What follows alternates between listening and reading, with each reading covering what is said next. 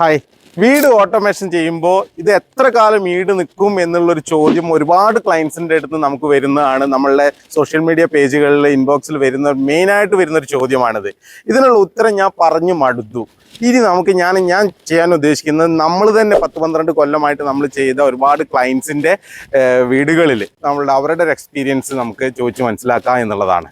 ഇപ്പം ഞാൻ നിൽക്കുന്നത് കൂറ്റനാട് പട്ടാമ്പിക്ക് അടുത്ത് കൂറ്റനാട് എന്ന് പറഞ്ഞ സ്ഥലത്ത് ഖാദർ കെ എം ഗ്രൂപ്പിൻ്റെ മെയിൻ സാരഥിയായിട്ടുള്ള ഖാദർക്കട വീട്ടിലാണ്. ഇത് 2016 നമ്മൾ ചെയ്തൊരു പ്രൊജക്റ്റാണ്. പുള്ളി ഇപ്പോൾ സൗദിയിലാണുള്ളത്. പുള്ളിയുടെ റിവ്യൂ നമുക്ക് നേരിട്ട് ചോദിച്ചറിയാം. ഖാദർക്ക സൗദിയിലാണുള്ളത്. നമ്മളുടെ കൂടെ സൽമാൻ ഖാദർക്കയുടെ മൂത്ത മകനാണ്.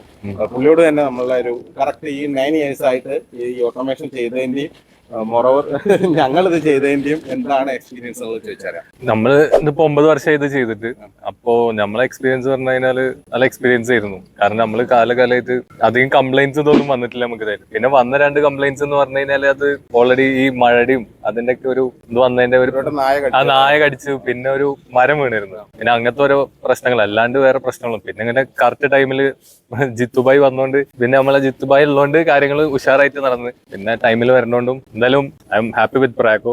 Thank you so much.